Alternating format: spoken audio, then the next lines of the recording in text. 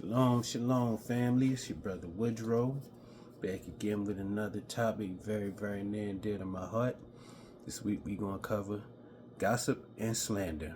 We're going to grab a couple of verses and figure out what the Most High thinks about it. And that should be it for this week. In fact, let's put up the definition of gossip. Alright, y'all see it. And then we're going to put up the definition of slander. Y'all see that too. Alright, now let's get into these verses, man. This is Proverbs chapter 18, verse 21. Everybody should know this one. Death and life are in the power of the tongue, and they that love it shall eat the fruit thereof. Good News Translation. What you say can preserve life or destroy it, so you must accept the consequences of your words. Everybody, y'all, me, all of us. This is Sirach, or Ecclesiasticus, chapter 28, verses 12 through 26. Verse 12. If thou blow the spark, it shall burn. If thou spit upon it, it shall be quenched. And both of these come out of thy mouth. Verse 13. Curse the whisperer and the double tongue, for such have destroyed many that were at peace. A backbiting tongue have disquieted many and driven them from nation to nation. Strong cities have it pulled down and overthrown houses of great men. Verse 15. A backbiting tongue have cast out virtuous women and deprived them of their labors. Verse 16. Whoso hearkeneth unto it shall never find rest, and never dwell quietly or peacefully. Verse 17. The stroke of the whip maketh marks in the flesh, but the stroke of the tongue breaketh the bones.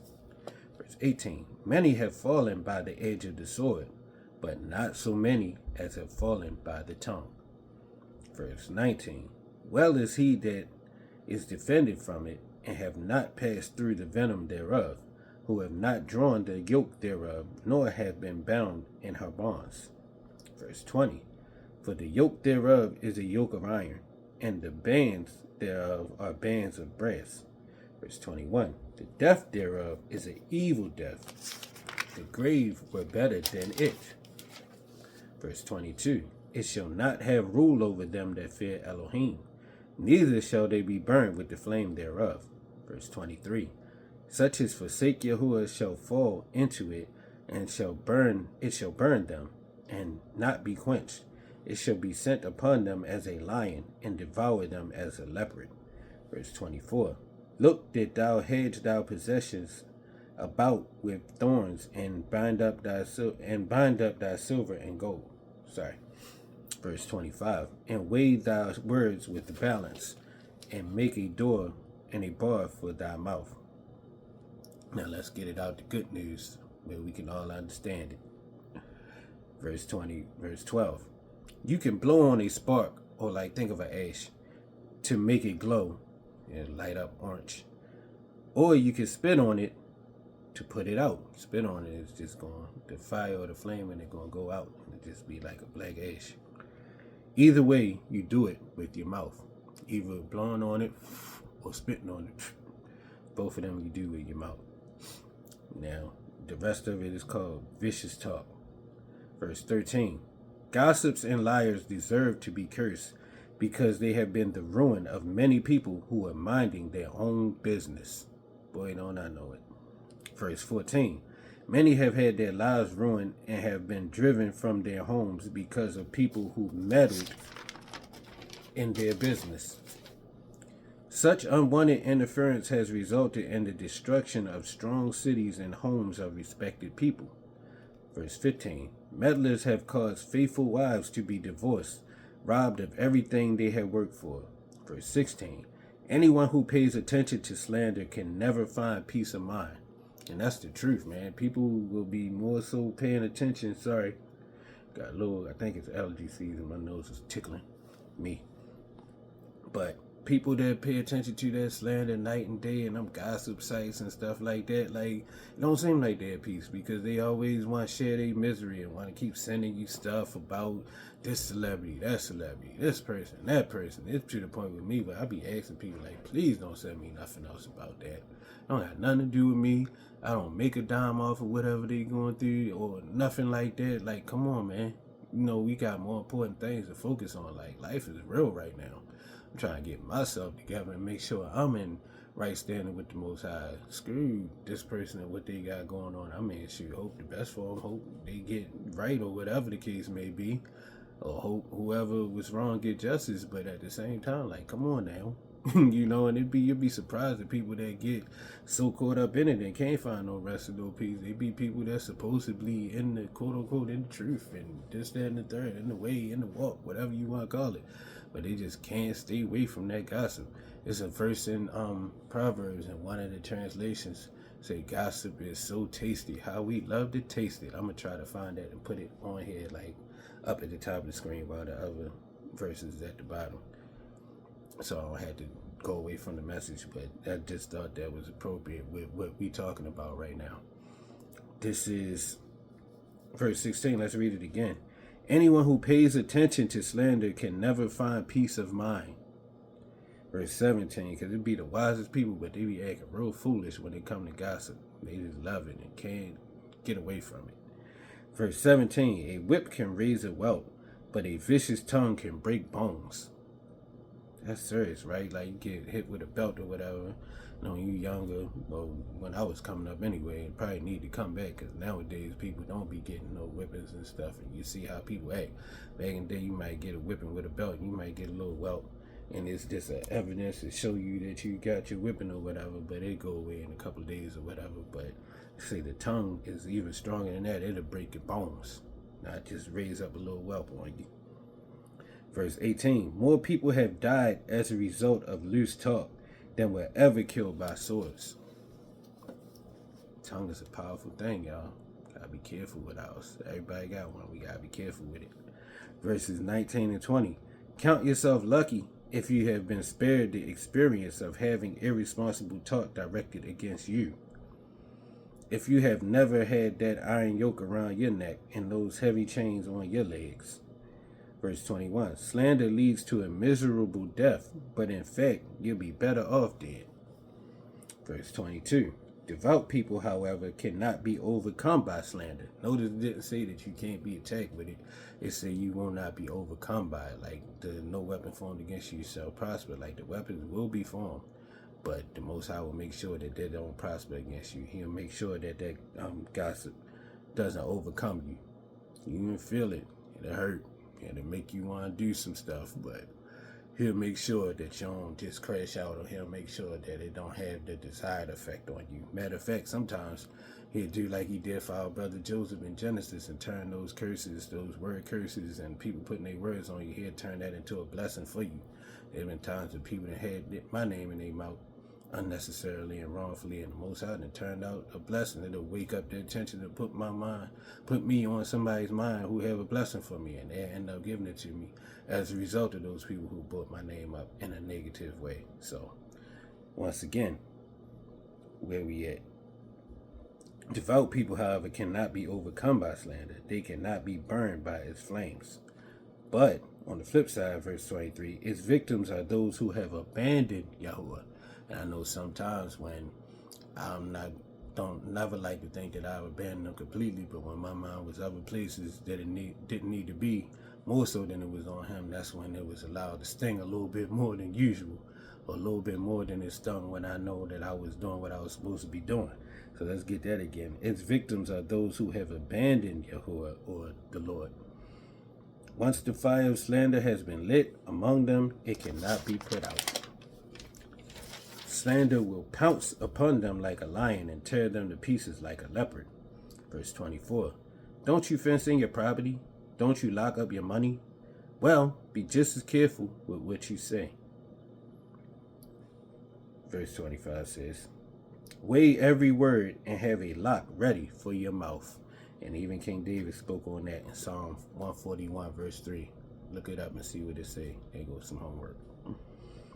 Verse 26. Someone may be waiting for you to slip, and if you are not careful, you will stumble over your own words and fall down in front of him. Now, this is Sirach or Ecclesiasticus chapter 20, verse 18. To slip upon a pavement is better than to slip with the tongue, so the fall of the wicked shall come speedily. Let's get it from the Good News Translation. A slip of the tongue is worse than a slip on the pavement.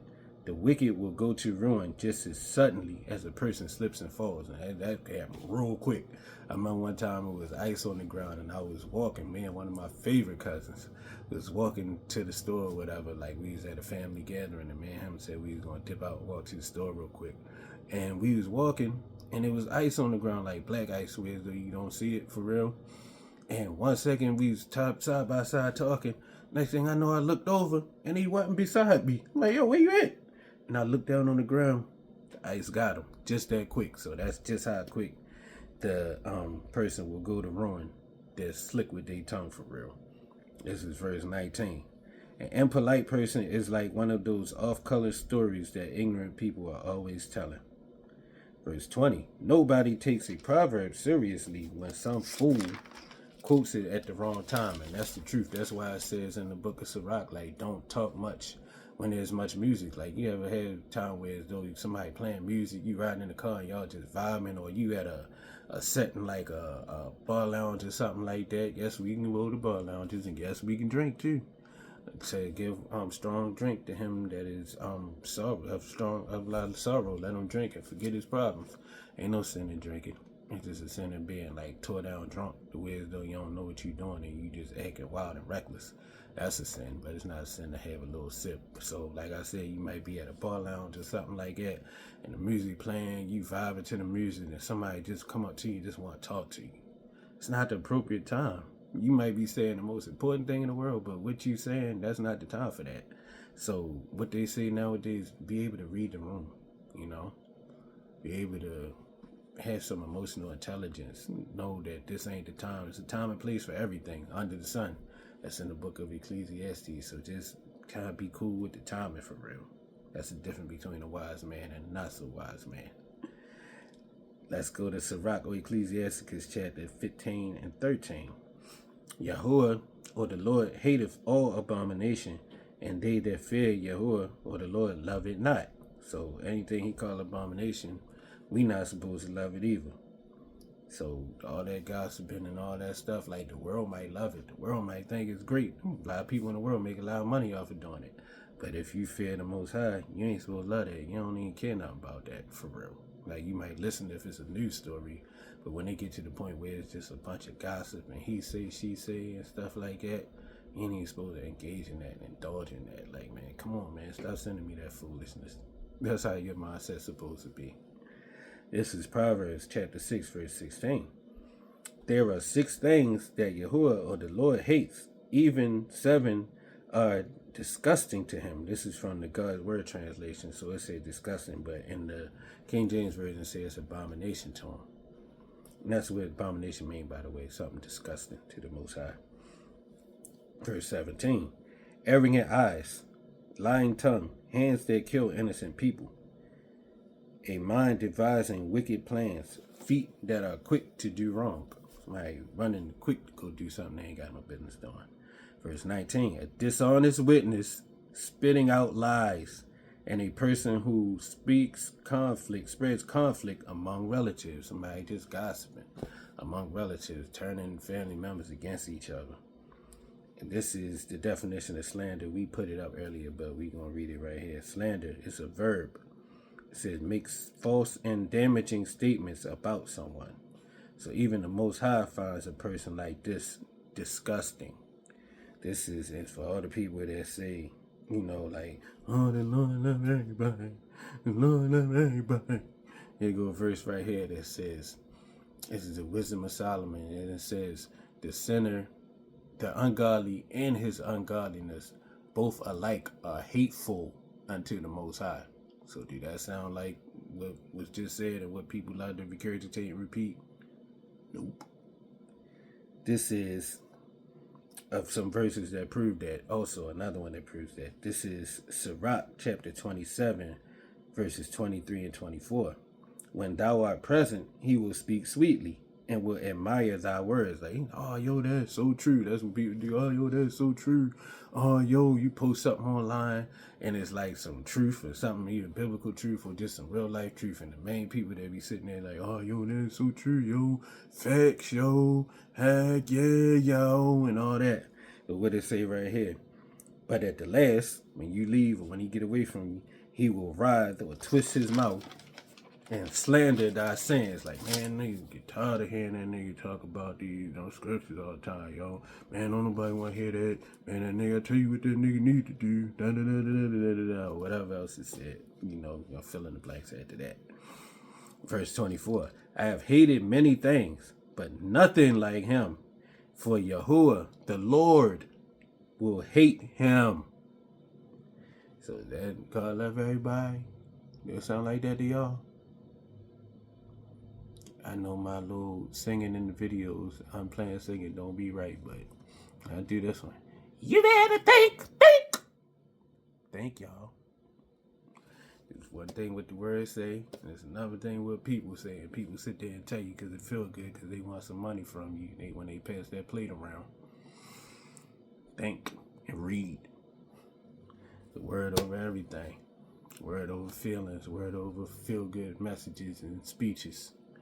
One more time, that Wisdom of Solomon one. For the ungodly and his ungodliness. This is Wisdom of Solomon 14 and 9. One more time. For the ungodly and his ungodliness are both alike hateful unto Elohim, God, the Most High. So with that being said, each and everybody under the sound of my voice was looking at this video, whatever you might be doing, repent, stop lying, stop slandering. Shalom.